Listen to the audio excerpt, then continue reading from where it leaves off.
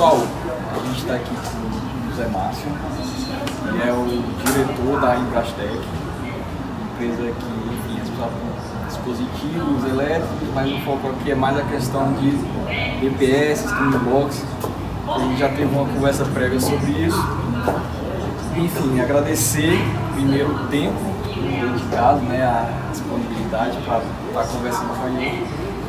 E a pergunta, que pode se apresentar para o pessoal também, a pergunta que eu vi, assim, a primeira foi com relação a essa questão das empresas que estão instalando sistemas sem o uso do DPS, né, sem o uso da Streambox, alegando essa proteção interna do inversor. Então, só dar uma explanação sobre esse pequeno detalhe aí, pode falar e ficar à vontade. Tá? Bom, obrigado aí pelo convite para falar sobre o assunto. A gente tem falado muito sobre isso em todos os fóruns que eu tenho ido.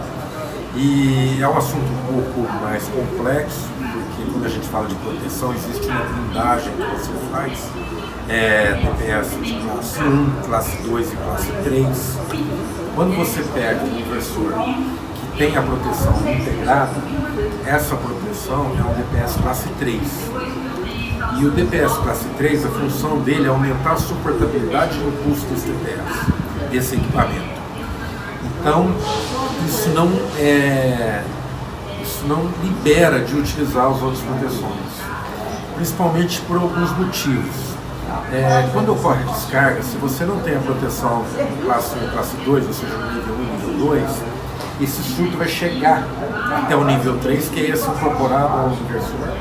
Então o surto chega dentro do inversor, ele é tratado ali, mas ali pode gerar um campo magnético que pode danificar esses equipamentos. Ponto 1. Ponto 2. Quando você tem DPS incorporado ao inversor e ocorre um surto, e esse DPS queima, você vai ter que dar manutenção do DPS. Tem casos que o DPS é soldado numa placa de circuito impressa dentro do inversor. Então você tem que mandar ele para manutenção. Isso garantia não cobra.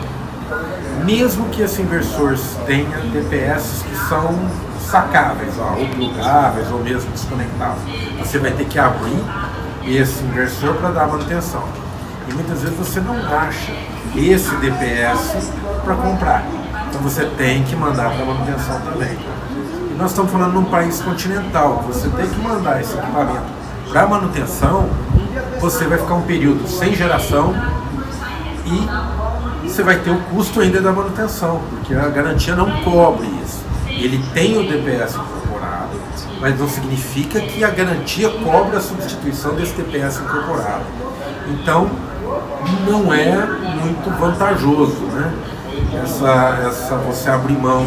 E se você está aumentando o risco e talvez abrindo mão da geração que você vai ter no momento que você vai ter que mandar esse equipamento para manutenção. Então eu acho que é muito arriscado.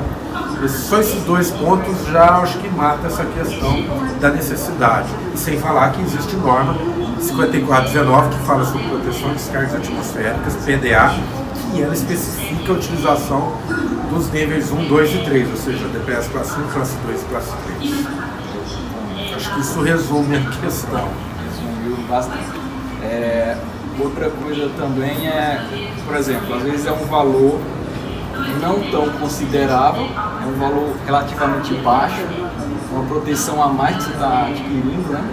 Comparado aos valores do inversor, por exemplo, que é o equipamento que vai sofrer aquele baque da descarga atmosférica caso aconteça e não tenha essas proteções anteriores, né?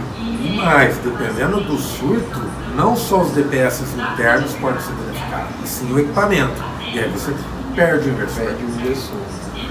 Que é isso que eu estava dizendo. O inversor, para ele ter a suportabilidade de impulso 6kV, ele tem que ter esse DPS incorporado. Isso faz parte da construção dele, da engenharia dele, para ele seguir normas. Mas o sistema todo não se restringe ao inversor. Você tem que ter um sistema que tem muito mais elementos, né, inclusive de proteção. E um dos itens aí mencionar na apresentação que o senhor fez também é o nível de surto que a gente sofre aqui no Brasil, né? Então aqui a gente sofre um nível, por exemplo, nível em torno de 40, comparado aos raio países. típico do hemisfério hemisfério norte é 18 miliamperes. O raio típico do hemisfério sul é 40 miliamperes. Então, muitas vezes, o que é padronizado no hemisfério norte, no Brasil é um pouco mais complicado, em função do Brasil ser um país campeão em números de descargas atmosféricas e, por estar no hemisfério sul, de descargas com correntes maiores. Então, detalhe, né, eu falei na apresentação ontem, na Alemanha, que tem pouquíssimos índices de descargas atmosféricas, 42% dos danos em sistemas fotovoltaicos é por descargas atmosféricas. Imagina no Brasil. Então não dá para abrir mão. Quando começarem os problemas envolvendo a falta de um dispositivo, aí o pessoal vai se atentar mais a isso. É inevitável, isso vai acontecer. Só que aí pode ser tarde, já teve perda Perdeu o equipamento. de equipamento, de dinheiro, né, de geração. Eu acho que é um risco danado. E lembre-se que tem que proteger também o lado da rede, da corrente alternada. Exatamente. Outro erro é essa questão de utilizar VPS do lado CA, do lado CC, que Jamais. porventura não vai proteger como deveria.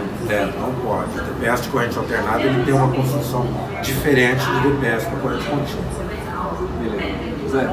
Joia? Obrigado. Muito obrigado pelo seu tempo. Imagina. Graças a Deus aí, cara. Obrigado ao pessoal. Valeu.